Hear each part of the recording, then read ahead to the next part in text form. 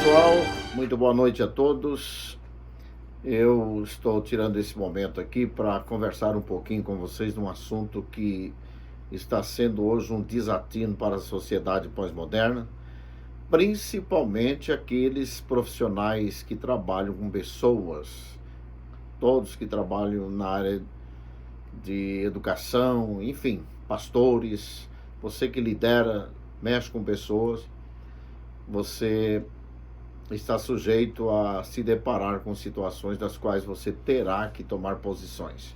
Eu vim aqui hoje, vou esperar um pouquinho aqui para os nossos participantes começarem a entrar aí na linha, mas eu quero falar com vocês hoje sobre pedofilia. É um assunto bastante complexo e a sociedade não percebe isso, o avanço, como isso vem crescendo, vem se desenvolvendo, e às vezes precisa de alguns estudiosos do assunto, né, trazer à tona, né, e tentar fazer com que a sociedade acorda do que está acontecendo. E para a gente entender um pouquinho, já estou vendo pessoas chegando aí, participando com a gente, e até quero que você escreva sobre o assunto para a gente dialogar sobre isso, né?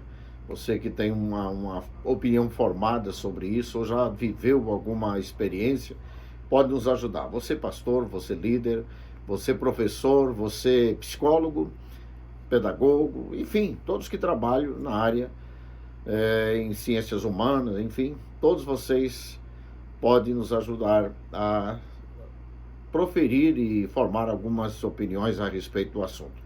Bem, para a gente entender melhor o aumento desse problema, aí você pode dizer, não, mas isso sempre existiu, isso é antigo, isso é velho, mas vamos pensar na problemática contemporânea, como está se evoluindo essa situação, tomando um corpo e já tendo viés de legalização, ou que seja de legitimização disso diante da sociedade. A gente precisa pensar na visão de Karl Marx. Então Karl Marx ele propõe a destruição da família do ponto de vista patriarcal. Quando Karl Marx se levanta tentando derrubar a burguesia, ele entende que para derrubar a burguesia e colocar aí a ditadura do proletariado, precisa derrubar o poder da família tradicional, a família patriarcal. E é nesse viés que a gente precisa pensar. Logo após as manifestações de Karl Marx, você vai ver que muitos escritores de linha comunista, os que alavancaram as ideias da escola de Frankfurt, você vai ver que muitos deles escreveram sobre as liberdades sexuais, inclusive essas partes complexas, essas partes de grandes complexidades. Então, esses escritores de cunho marxista da escola de Frankfurt, eles vão escrever também contribuindo para destruir a sociedade. Ou seja, para destruir a sociedade, precisa começar pela família. Se você não entrar no cerne, na genes da formação da sociedade, você não consegue destruir. Então, essa era a ideia, mudar a sociedade a partir da família, né? E aí entra a filosofia de Karl Marx. Você vai ver o livro de Karl Marx sobre a família, propriedade do Estado, né? Essa já era uma visão antiga e que, na verdade, hoje é uma realidade, né? Hoje as famílias estão à mercê dos ditames do Estado. Complicado o negócio.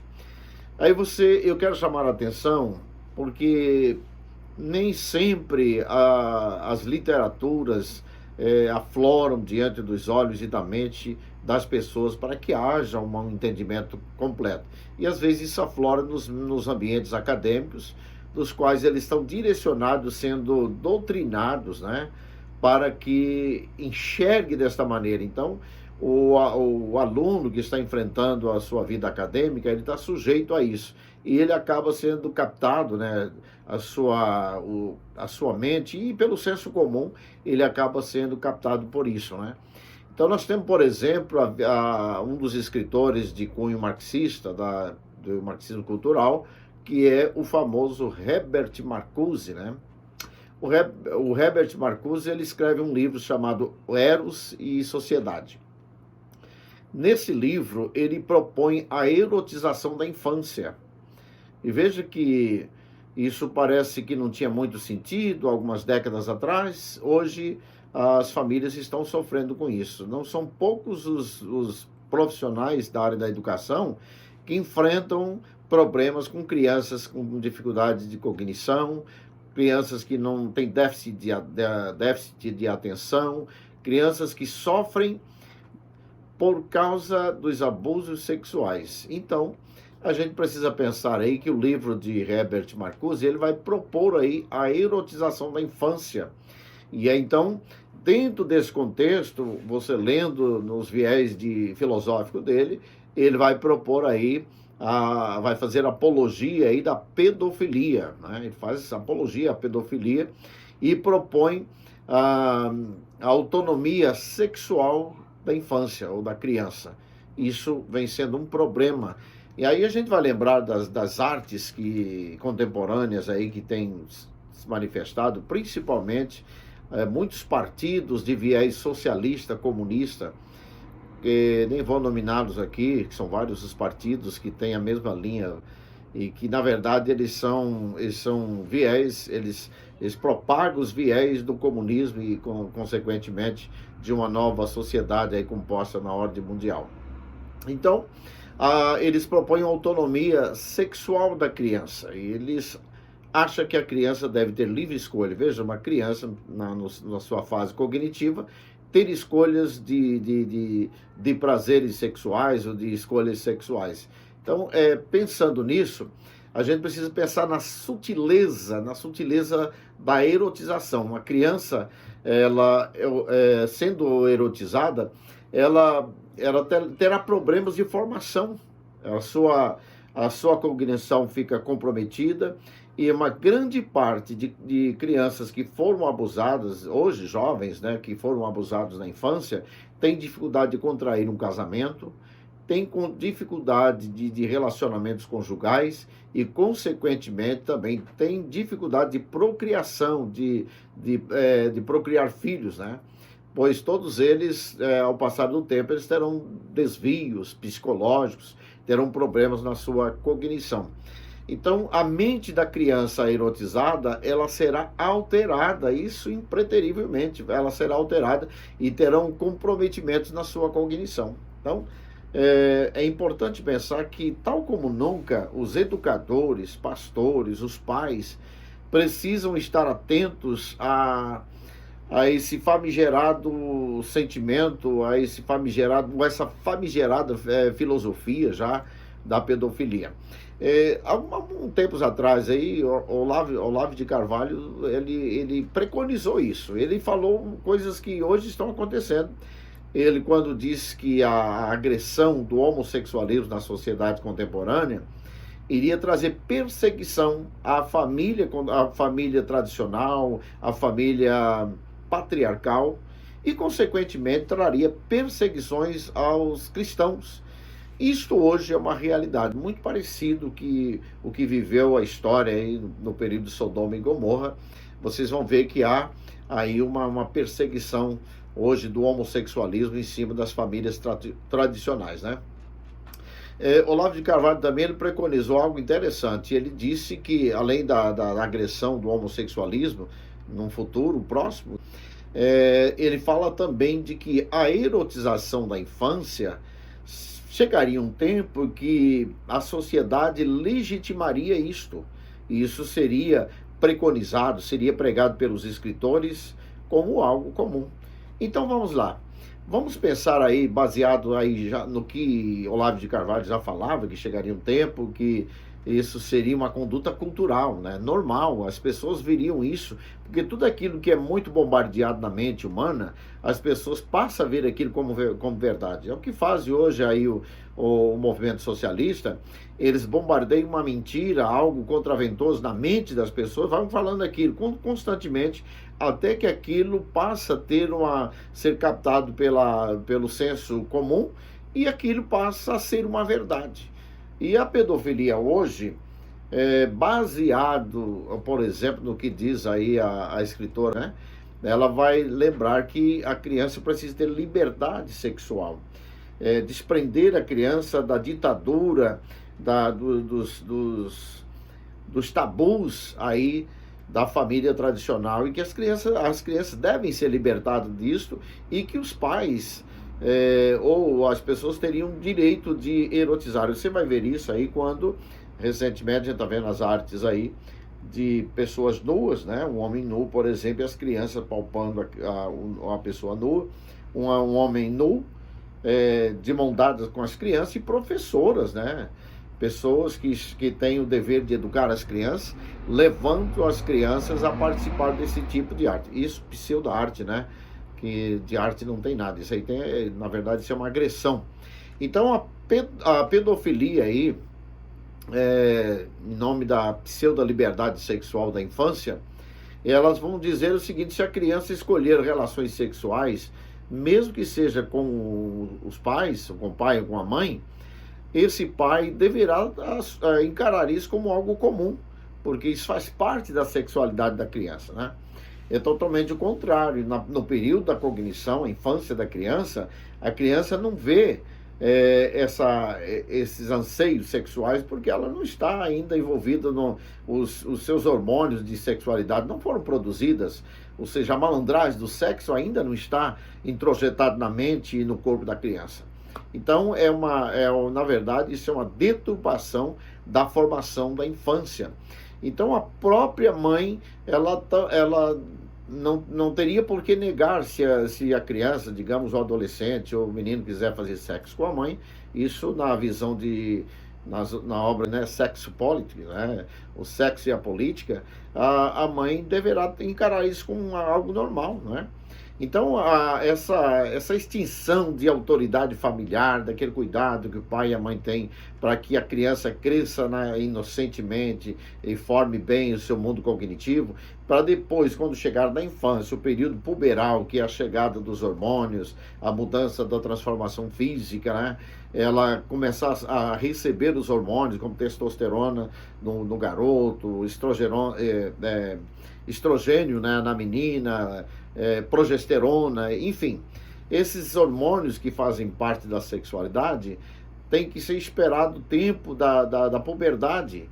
E se você trabalha a erotização, a sexualização da criança na infância, você está causando um crime terrível.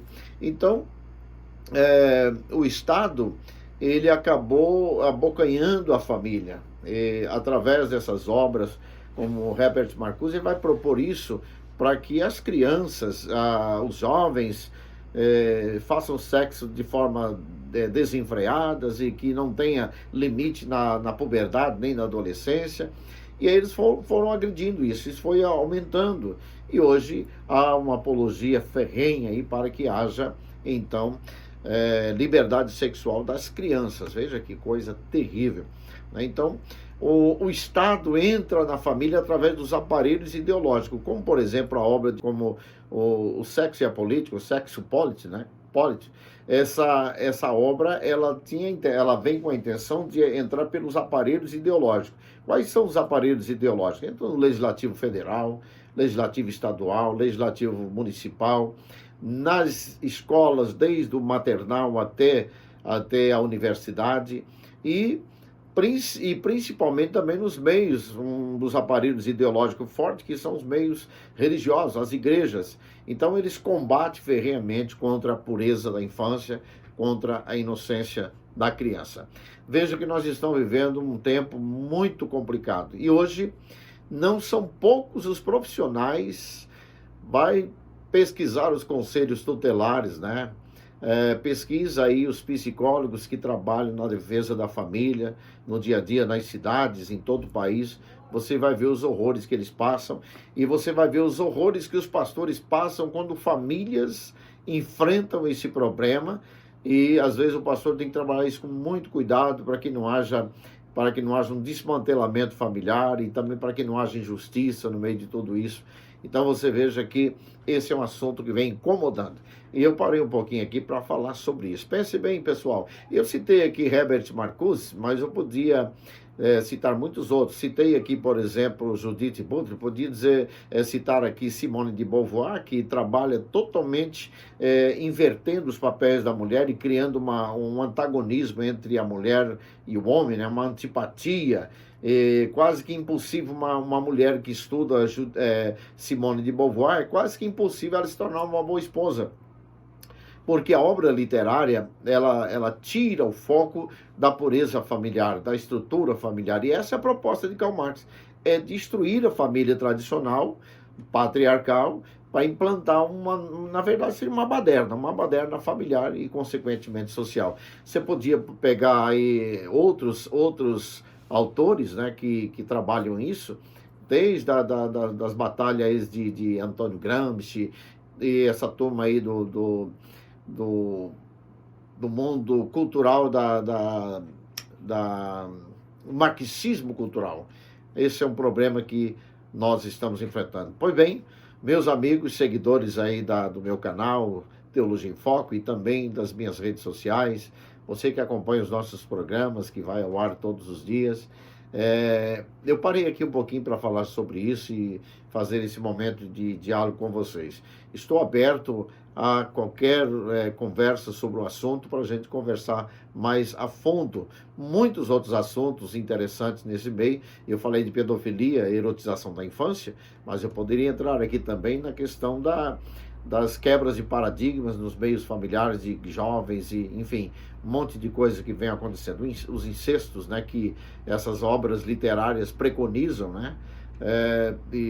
Então chegou o tempo que hoje a sociedade está enfrentando aí pessoas que tentam legitimar a prática da pedofilia. Eles não entendem que a pedofilia, ela causa uma desconstrução do mundo cognitivo dessa criança. E aí criam sérios problemas. Na condição de educador, estou gravando aqui com vocês esse momento aí para a gente, quem sabe, lançar ideias e lançar pensamentos aí. Você estudioso, escritor que tem conhecimento do assunto, vale a pena prestar atenção no que os escritores dizem, né?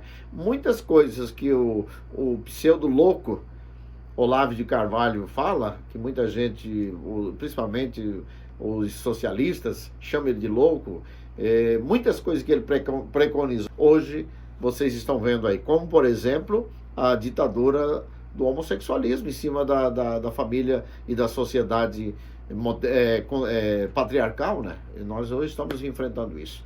Deus abençoe a todos. Espero que você reflita sobre o assunto. Pedofilia, um dos casos seríssimos para enfrentarmos nos dias contemporâneos.